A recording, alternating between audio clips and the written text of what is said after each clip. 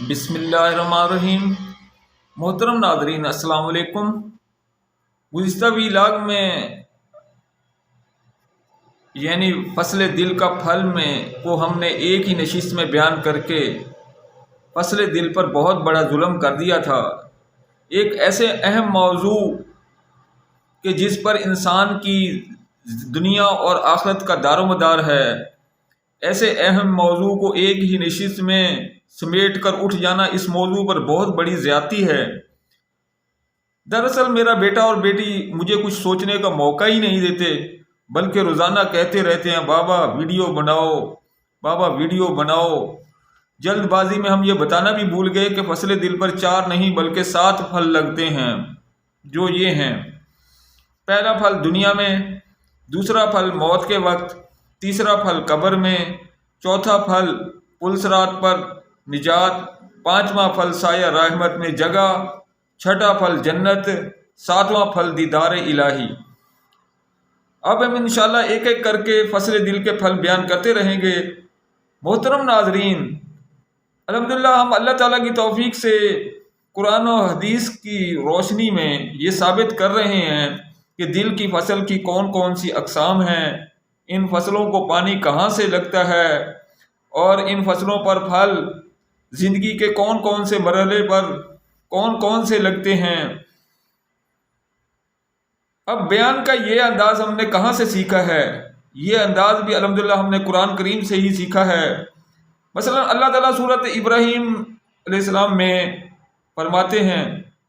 کلمہ طیبہ کو ایک پاک درخت سے اس طرح تشبیہ دیتا ہے: الم تر کیف ضرب اللہ مثلا کلمۃ طیبا کشجرۃ طیبۃ اصلها ثابت وفرعها فی السماء تؤتی اکلها کل حین باذن ربها ویضرب اللہ الامثال للناس لعلهم یتذکرون۔ کیا تو نے دیکھا نہیں کہ اللہ تعالیٰ کلمہ طیبہ کی مثال اس پاکیزہ درخت کی طرح بیان کرتا ہے جس کا تنا طاقتور سیدھا کھڑا ہے اور اس کی شاخیں آسمان کے اندر تک پھیلی ہوئی ہیں۔ کلمہ طیبہ کا یہ درخت ہر موسم میں اپنے رب کے حکم سے پھل لاتا ہے، اور اللہ تعالیٰ لوگوں کو ایسی مثالیں اس لیے بیان فرماتا ہے تاکہ وہ بات کو سمجھ کر نصیحت حاصل کر لیں۔ اللہ تعالیٰ غیر محسوس چیزوں کو سمجھانے کے لیے محسوس چیزوں کی مثالیں بیان کرتا ہے۔ مثلا کلمہ طیبہ غیر محسوس ہے، جو حس کے ذریعے محسوس نہیں کیا جاتا، لیکن پاکیزہ درخت یعنی کھجور کا درخت محسوس ہے، جو سارا سال کھایا جاتا ہے اور اس کا ذائقہ چکھا جاتا ہے۔ اسی طریقے سے الحمدللہ ہم نے لوگوں کو اللہ کی محبت اور خوف جو کہ غیر محسوس ہیں، انہیں ایک محسوس چیز یعنی فصل دل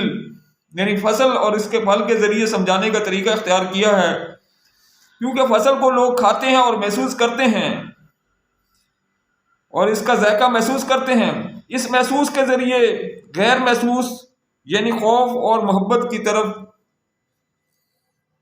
رہنمائی، یہ طریقہ جو ہے الحمدللہ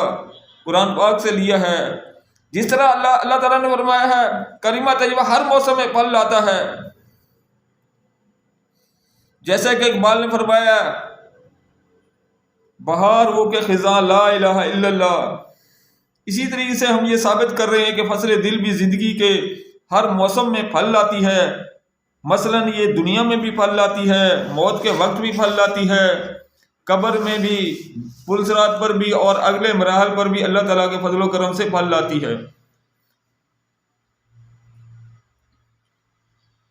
خوف اور محبت ہی دنیا میں 2 بڑے محرک ہیں جو انسان کو ہر عمل کے لیے متحرک کر دیتے ہیں۔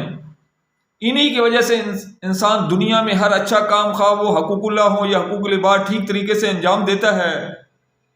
اسی لیے اللہ تعالیٰ نے خوف ابھارنے کے لیے جگہ جگہ قرآن کریم میں اتقوا اللہ، اللہ سے ڈرو، بلکہ یہاں تک فرمایا ان اکرمکم عند اللہ اتقاکم، تم میں سب سے زیادہ مکرم وہ ہے جو سب سے زیادہ ڈرنے والا ہے۔ اسی طریقے سے جو ہے لوگوں میں محبت ابھارنے کے لیے اللہ نے فرمایا جگہ جگہ والذین آمنوا اشد حبا للہ، اور جو ایمان والے ہیں وہ اللہ سے شدید محبت کرتے ہیں۔ اسی طریقے سے اللہ نے فرمایا ان کنتم تحبون اللہ واتبعونی یحببکم اللہ، اگر تم اللہ سے محبت کرتے ہو تو اپنے حبیب سے محبت کرو، میرے رسول سے محبت کرو، پھر اللہ بھی تم سے محبت کرنے لگے گا۔ اس طریقے سے اور بھی بہت سی آیات ہیں۔ تو اس طریقے سے جو ہے پہلے انسان اللہ کے خوف سے عبادت کرتا ہے، پھر اسے اللہ تعالیٰ سے محبت ہو جاتی ہے۔ جس طرح ایک ہی زمین میں دونوں قسم کی فصلیں خریف اور ربیع اگتی ہیں، اسی طرح ایک ہی دل میں دونوں فصلیں خوف اور محبت اگتی ہیں، اور ان فصلوں کو پانی قرآن کریم دیتا ہے۔ اگر چاہو تو پڑھو، انزل من السماء ماء فسالت اودیۃ بقدرها۔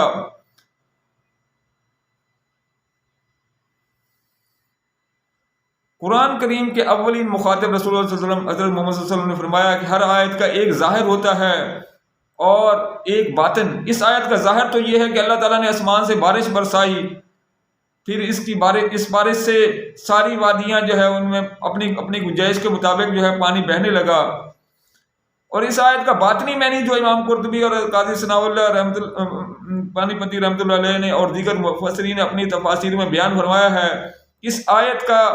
باطنی معنی یہ ہے کہ اللہ تعالیٰ نے آسمان سے قرآن کریم کو ایک پانی کی مانند اتارا، جس سے سارے دل اپنی استطاعت کے مطابق اثر لیتے ہیں